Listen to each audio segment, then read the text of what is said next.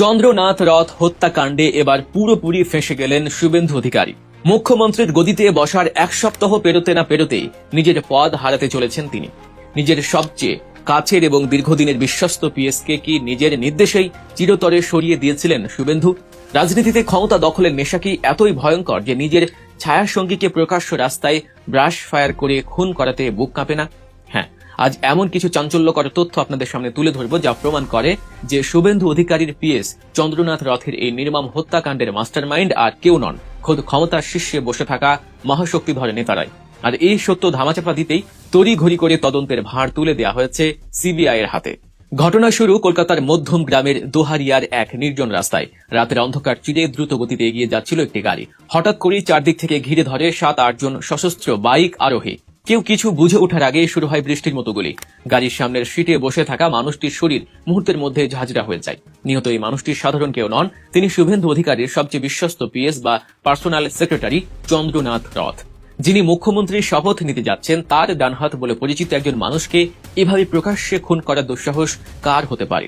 এই প্রশ্নের উত্তর খুঁজতে গিয়েই বেরিয়ে আসে এমন কিছু তথ্য যা রাজ্য রাজনীতির ভিত কাঁপিয়ে দেওয়ার জন্য যথেষ্ট। রাজ্য পুলিশের এসআইটি এবং সিআইডি যখন তদন্তে নামে তখন মাত্র 4 দিনের মাথায় এই খুনের জট খুলতে শুরু করে। ফাস্ট্যাগের জাল অ্যাকাউন্ট এবং মোবাইল ট্র্যাকিং ব্যবহার করে পুলিশ বিহার ও উত্তরপ্রদেশ থেকে 3 জন শার্প শুটারকে গ্রেফতার করে। এদের নাম মায়াঙ্ক মিশ্র, ভিকি মৌর্য এবং রাজ সিং। জিজ্ঞাসাবাদে বেরিয়ে আসে হারহীন করা তথ্য। এই খুনের জন্য সুপারি দেওয়া হয়েছিল পাক্কা 1.5 কোটি টাকা। বিহারের জেলে বসে থাকা কুখ্যাত মাফিয়া ডন শেরু সিং এই কন্ট্রাক্ট নিয়েছিল। কিন্তু এখানে এই গল্পের শেষ নয়, বরং আসল রহস্যের শুরু। ভিন্ন রাজ্যের এই ভাড়াটে খুনিদের সাথে শুভেন্দু অধিকারীর পিএস চন্দ্রনাথ রথের কিসের শত্রুতা? কেন উত্তরপ্রদেশ বা বিহারের অপরাধীরা কলকাতায় এসে এত বড় ঝুঁকি নেবে? এই প্রশ্নের উত্তর খুঁজতে গিয়েই বেরিয়ে পড়ে শুভেন্দুর দলের আসল চেহারা। গ্রেফতার হওয়া খুনি রাজ সিং এর একটি ভিডিও সোশ্যাল মিডিয়ায় ভাইরাল হয়ে যায়। সেই ভিডিওতে স্পষ্ট দেখা যায় রাজ সিং উত্তরপ্রদেশের বালিয়া লোকসভা নির্বাচনে প্রকাশ্যে বিজেপির প্রার্থীর হয়ে ভোট চাইছে। শুধু তাই নয়, উত্তরপ্রদেশের বিজেপি মন্ত্রী এবং সাংসদদের সাথে তার ঘনিষ্ঠতার প্রমাণও পুলিশের হাতে চলে আসে। অর্থাৎ যে খুনিরা শুভেন্দুর পিএসকে মারল তাদের সাথে রয়েছে বিজেপির সরাসরি যোগসূত্র। একটু ভাবুন তো, এটা কি শুধুই কাকতালীয়, নাকি এর পেছনে রয়েছে অনেক উঁচু তলা থেকে সাজানো কোনো নিখুঁত পরিকল্পনা? এই রাজনৈতিক যোগসূত্র সামনে আসার পরেই শুরু হয় আসল নাটক। কোনো নোটিশ ছাড়াই কাউকে কোনো কারণ না জানিয়েই তদন্তের দায়িত্ব রাজ্য পুলিশের হাত থেকে কেড়ে নিয়ে তুলে দেওয়া হয় সিবিআই এর হাতে। কিন্তু কেন? মুখ্যমন্ত্রী হওয়ার পর শুভেন্দু অধিকারী নিজেই বলেছিলেন যে রাজ্য পুলিশের উপর তার পূর্ণ আস্থা রয়েছে। তাহলে মাত্র 4 দিনের মাথায় সেই আস্থা গেল কোথায়? যখন পুলিশ খুনিদের ধরে ফেললো, গাড়ির ট্রেইল বের করে ফেললো, বিজেপির যোগসূত্র পেয়ে গেল, ঠিক তখনই কেন সিবিআই কে ডেকে আনা হলো? রাজনৈতিক বিশ্লেষকরা বলছেন সিবিআই এর এন্ট্রি মানেই এই তদন্তের মৃত্যু ঘণ্টা বেজে যাওয়া। সারদা কেলেঙ্কারি বা নারদা মামলার কথা মনে আছে? বছর পর বছর ধরে সেই ফাইলগুলো সিবিআই এর হাতে পড়ে আছে, কিন্তু বিচার আর হয় না। রাজ্য পুলিশ যখন তদন্ত করে অন্তত মানুষ আপডেট পায়, কিন্তু সিবিআই তদন্ত মানেই সব খবর ব্ল্যাকআউট, ফাইল বন্ধ আর মাস্টার মাইন্ডরা নিরাপদে। অনেকে মনে করছেন রাজ্য পুলিশ সম্ভবত সেই বড় মাথার সন্ধান পেয়ে গিয়েছিল, যিনি শেরু সিংকে 1.5 কোটি টাকার সুপারি দিয়েছিলেন। আর সেই নামটা প্রকাশ পেলে খোদ মুখ্যমন্ত্রীর গদি টুলে যেত। সেই সত্য যাতে দিনের আলো না দেখে, সেজন্যই তড়িঘড়ি করে সিবিআই কে এনে তদন্তকে চিরতরে ঘুম পাড়িয়ে দেওয়া হলো। এবার একটু পেছনের দিকে তাকানো যাক।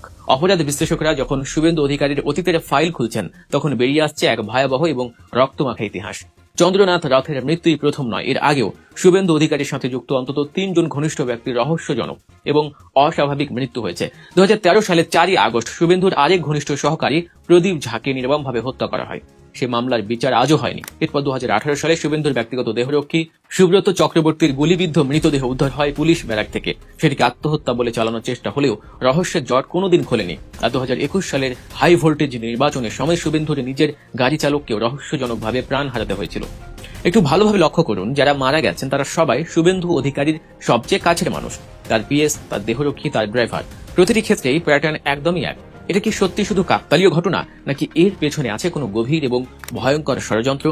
অপরাধ বিজ্ঞানীরা স্পষ্ট ভাষায় বলছেন একজন রাজনীতিবিদের ছায়াসঙ্গীরা তার সমস্ত গোপন খবর, অবৈধ লেনদেন এবং ডার্ক সিক্রেটের সাক্ষী থাকেন। তারা জানেন কোথায় টাকা যায়, কার সাথে গোপন বৈঠক হয়, কোন চুক্তি কোথায় সই হয়। শুভেন্দু অধিকারীর নারদা স্টিং অপারেশনের কথা কার না মনে আছে? ক্যামেরার সামনে তাকে টাকা নিতে দেখেছিল পুরো বাংলা। সেই ঘটনা প্রমাণ করে পর্দার আড়ালে কত বড় অবৈধ লেনদেনের জগৎ রয়েছে এই রাজনীতির ময়দানে। চন্দ্রনাথ রথ ছিলেন সেই জগতের সবচেয়ে কাছের সাক্ষী। তিনি জানতেন শুভেন্দুর প্রতিদিনের শিডিউল, জানতেন কোন মাফিয়া বা শিল্পপতির সাথে কোথায় গোপন মিটিং হচ্ছে, জানতেন 100 কোটি টাকার হিসেবগুলো কোথায় রাখা আছে। মুখ্যমন্ত্রীর শপথের ঠিক আগ মুহূর্তে চন্দ্রনাথ হয়তো হয়ে উঠেছিলেন এমন এক বিপজ্জনক সাক্ষী যাকে সরিয়ে না দিলে শুভেন্দুর মসনদ নিরাপদ ছিল না। ক্ষমতার শীর্ষে পৌঁছানোর ঠিক আগে কোনো নেতার পিএস যদি মুখ খোলেন তবে কি হতে পারে, সেটা ঠেকাতে কি 1.5 কোটি টাকা খরচ করা হলো না? ক্ষমতার মসনদে বসার আগে নিজের সমস্ত কালো অতীত মুছে ফেলার জন্যই কি এই মাস্টার প্ল্যান?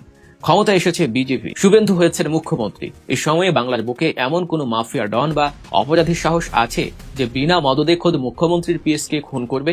এটা একেবারেই অসম্ভব। তাহলে এই মদত এলো কোথা থেকে? 1.5 কোটি টাকার সুপারি, উত্তরপ্রদেশের শার্প শুটার, বিজেপির সাথে খুনিদের সরাসরি যোগসূত্র এবং তার পরপরই সিবিআই রহস্যময় এন্ট্রি, সবকিছু মিলিয়ে একটাই চিত্র ফুটে ওঠে, আর তা হলো নিজের ক্ষমতা নিকণ্টক করতেই শুভেন্দু অধিকারী হয়তো নিজেরই একসময়ের সবচেয়ে কাছের মানুষকে সরিয়ে দিয়েছেন। কিন্তু ইতিহাস বলে সত্য বেশি দিন চাপা থাকে না। ক্ষমতার দাপটে যতই চেষ্টা করা হোক, রক্তের দাগ সহজে মুছে ফেলা যায় না। বাংলার মানুষ আজ জেগেছে। চন্দ্রনাথের স্ত্রী এবং সন্তানরা কি কোনোদিন জানতে পারবেন কে তাদের বাবাকে 1.5 কোটি টাকার বিনিময়ে হত্যা করিয়েছিল? প্রদীপ ঝার পরিবার, সুব্রত চক্রবর্তীর পরিবার, গাড়ি চালকদের পরিবার, এদের কাছে কি কোনোদিন সত্য পৌঁছাবে?